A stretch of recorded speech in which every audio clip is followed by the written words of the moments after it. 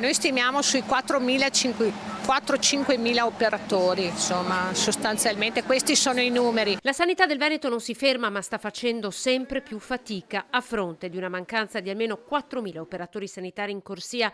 A farne le spese sono i pazienti e gli stessi operatori. Il fenomeno è quello delle dimissioni di massa. Significa che noi abbiamo 2.000 infermieri meno dell'Emilia-Romagna che ai nostri stessi abitanti, significa che le politiche di investimento sul personale di questa regione non ci sono mai state. Diversi primati del Veneto, la regione denuncia la funzione pubblica della CGIL con le retribuzioni più basse d'Italia. Ormai determinano un livello di stanchezza e di criticità davvero insopportabile. Anche qui a Treviso, dai blocchi operatori al pronto soccorso, alla medicina, alle geriatrie, il leitmotiv è questo. Loro così non riescono più a lavorare. Nella Marca di infermieri ne mancano 150, oltre il danno poi c'è la beffa, se è vero che i 51 milioni destinati dalla quinta commissione al comparto tra medici sanitari e OS come incentivo fanno parte del fondo che la stessa commissione aveva destinato alle nuove assunzioni.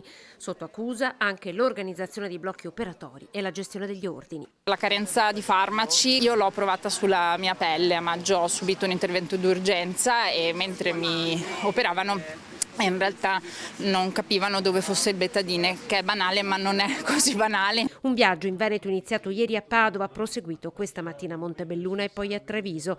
E proprio la tappa trevigiana dell'iniziativa della CGIL dal titolo "Sanitari, curiamoci di noi" ha ricevuto una diffida da parte dell'azienda sanitaria. Ci intimavano di evitare l'interruzione di pubblico servizio. Siamo rimasti particolarmente sbigottiti e prendiamo atto che queste sono le relazioni sindacali che l'ULSS vuole tenere con noi e quindi ci adegueremo. Deludente il rinnovo dei contratti che ha accordato un aumento del 5,78% a fronte di un'inflazione arrivata fino al 16%. Che la legge di bilancio possa fare la differenza oggi sono in pochi a crederlo. Dalle prime cifre che circolano sembrerebbe proprio di no ed è una delle ragioni per cui noi il 19 ottobre assieme a Will saremo in piazza a Roma.